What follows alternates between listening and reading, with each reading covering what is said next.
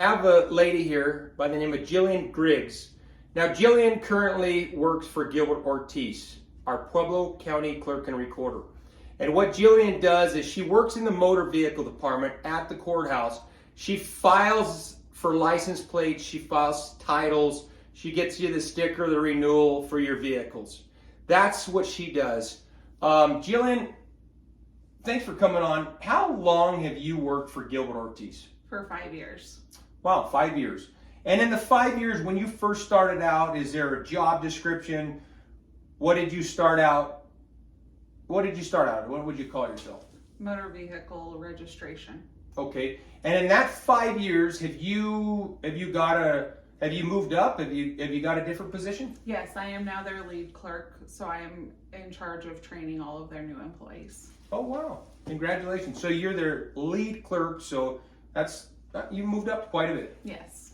Congratulations. Thank you. I wanted to get you here today and talk to you about some election issues that I'm being told from current employees like yourself, ex-employees, and I keep hearing about how ballots, our voices, our freedoms, are being picked up at the post office and delivered to the courthouse, to the motor vehicle where you work. Yes. And my concern is the public thinks that their mail-in ballot is going immediately from the post office to the election department, but we're finding out that it's actually going to the motor vehicle department. Yes. Can you tell me, on a normal day during elections, what happens? What happens in the process of going and picking up these ballots? There is one employee who works for Gilbert Ortiz that is employed by the motor vehicle department that goes and picks up all of the mail for all of his departments for motor vehicle, recording, and elections. Oh, wow. So does he go down there with somebody else? No, he goes alone to the post office twice a day to pick up all of our mail. And he doesn't work for the election department? No. So this guy works for Gilbert and he goes down to the post office by himself? Yes. Now, when he picks up these ballots at the post office and he brings them, when he leaves, where does he take them? He brings them back to the motor vehicle department. He brings ballots back to a different building, not the election department? Yes, he brings back all of elections mail and recording and motor vehicle. It all comes to motor vehicle first. Now, what you're saying is truthful. You're not making anything up. You swear under penalty of perjury that this is absolutely the truth. I swear. Okay, so as he brings these ballots in during a busy election day, does he bring them in little folders? Does he bring them in totes? What is he bringing these ballots in? He brings them in a tote from the postal service. Like one of the totes that's, they're like 1.5 feet long by 1 foot wide? Yes. Plastic tote? Yes. Is it kind of like this? Is it one of these? This is the actual tote from the post office. This is the plastic tote that mail like that be delivered. Is it this tote? Yes, that is what all of our mail is brought in daily. And during a busy election day, would you see more than one tote? Yes, sometimes 2, 3, 4. Oh, you've seen up to 4. So you have 1.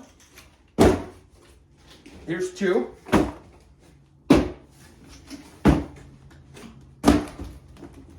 So you've seen up to 4 at one time. Yes.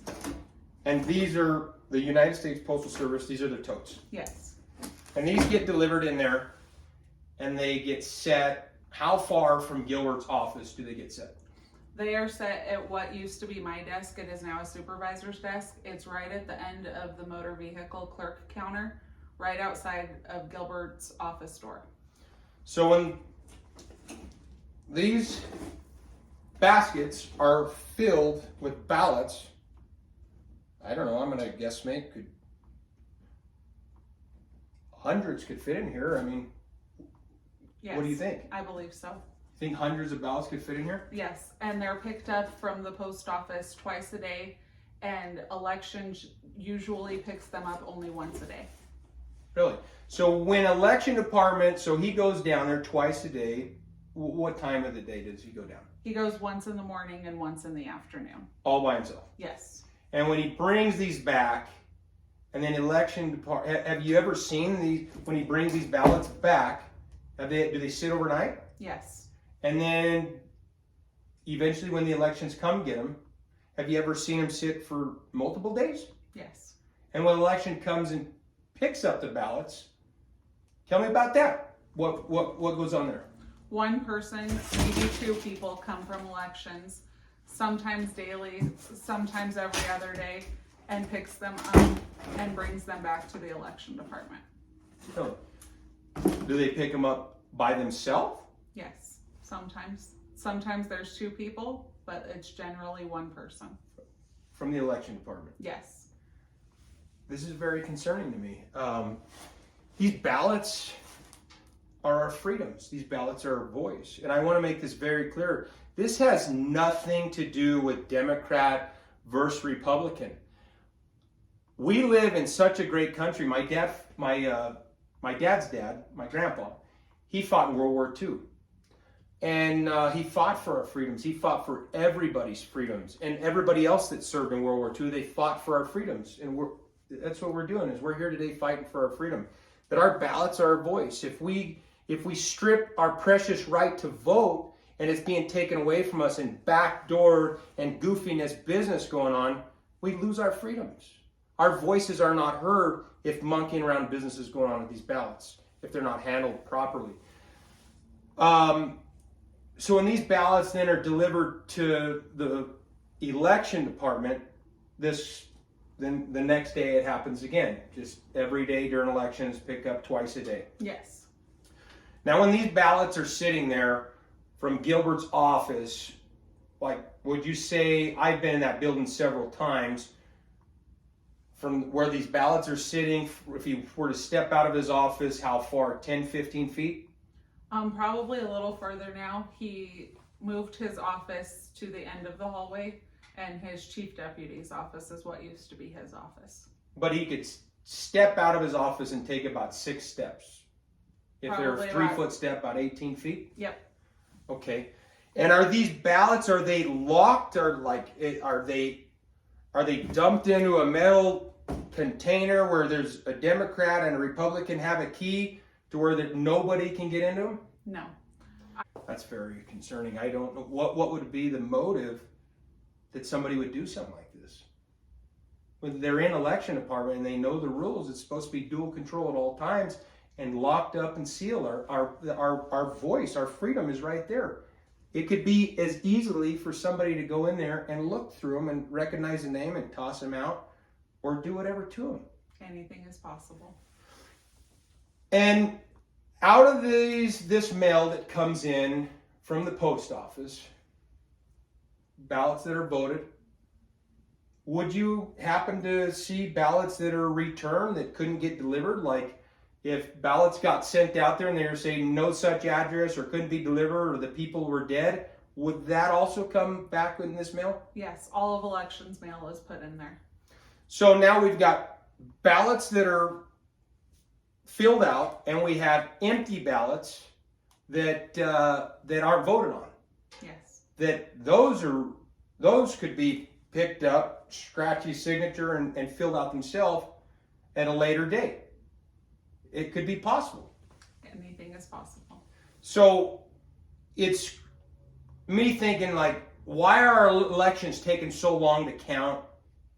Before you see all over the country, most of the time, most election places, their results are in. They're counting the day they come in. So usually the results are in past. The results are by 10 o'clock. You know who won the election. Lately, in the last several elections, our results are coming in days later. Would the amount of ballots that could be in these 4 boxes, is that enough to sway an election? I believe so.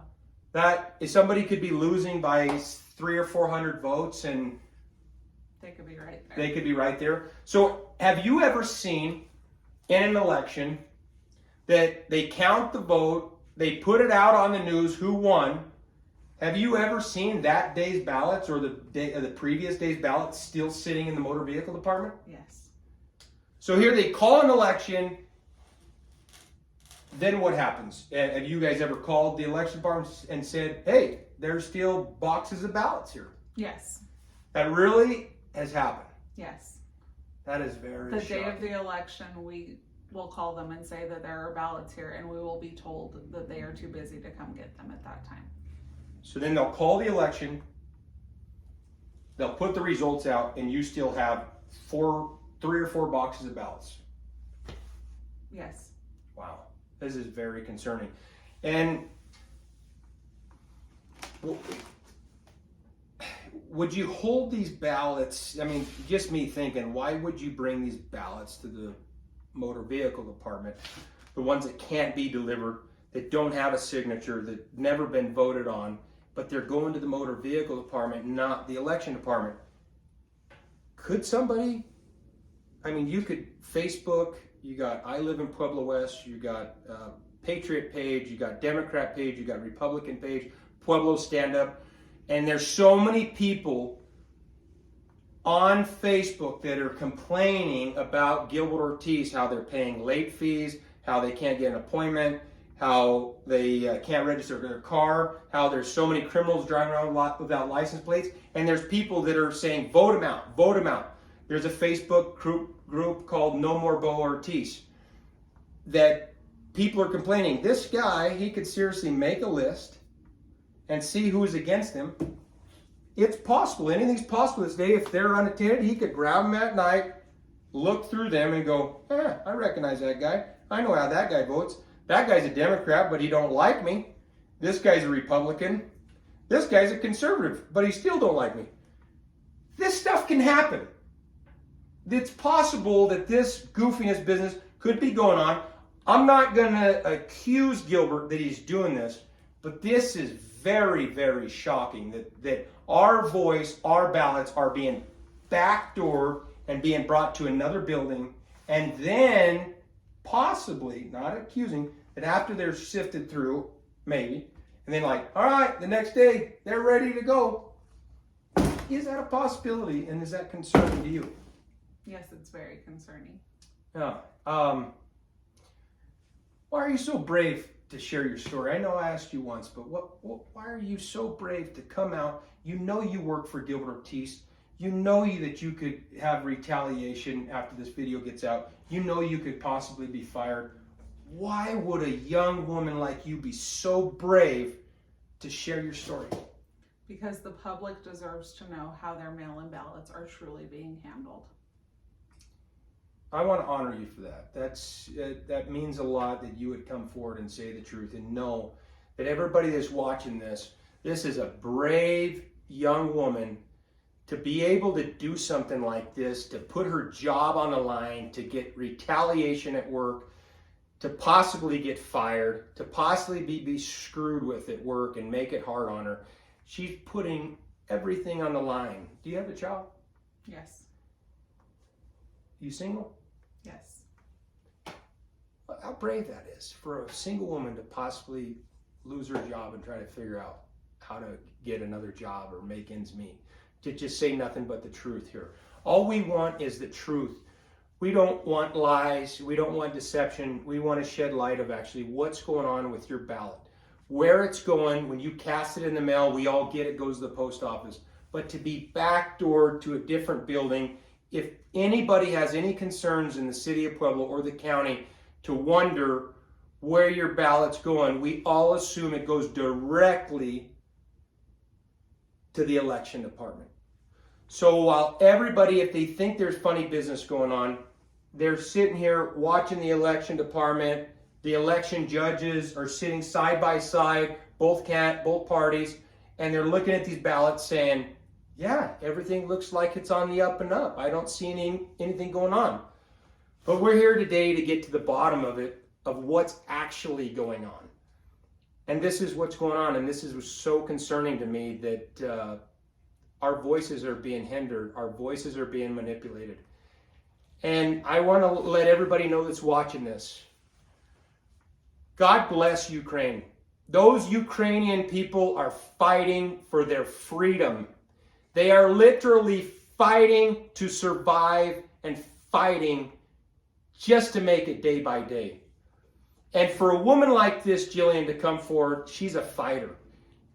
And I am so glad that you're strong enough to share your story. That means a lot. Everybody that's going to be watching this can respect the fact that you're willing to swear under penalty of perjury that this is true and you didn't fabricate anything about this. No, I did not.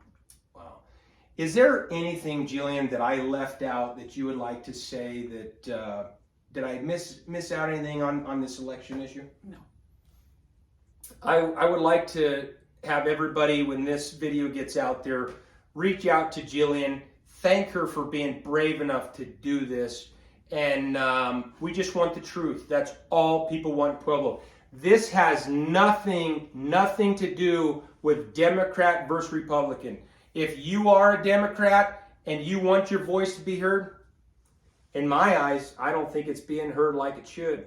If you're a Republican and you have a mail-in ballot, I don't think your voice is being heard. Your ballots definitely aren't being protected. It's not fair to anybody in Pueblo County. If you want to run for an office and you put all that dedication in and you get your campaign going, you take your heart and soul and you take your hard-earned money that you worked and you buy signs and you get your campaign going, and to find out that your election and your campaign, you thought your constituents that were voting for you, their ballots were being backdoored to another building before they go to the election building. This is not right. I know, Gilbert, you're going to be watching this, and I want to let you know I have nothing bad to say about you as a person. I know you get on the internet and I have exposed you goofing off and not doing your job. And your go-to is just call me a stalker. I want you to address this issue, and if you can't, you'll go back to calling me a stalker because that's your go-to. But I'm telling you right now, Gilbert, with what I have seen, and I've interviewed so many people on this, it's time to step down. It's time. The citizens of Pueblo deserve better. They deserve the truth. They deserve somebody to do your job that you've been failing us. And do the job like you're supposed to do and not backdoor our ballots for your agenda. We want somebody else. It's time to step down. There will be more videos being released and more information coming out. Stay tuned. Thank you to everybody in the city of Pueblo and the county. We really appreciate you watching this. Thank you so much.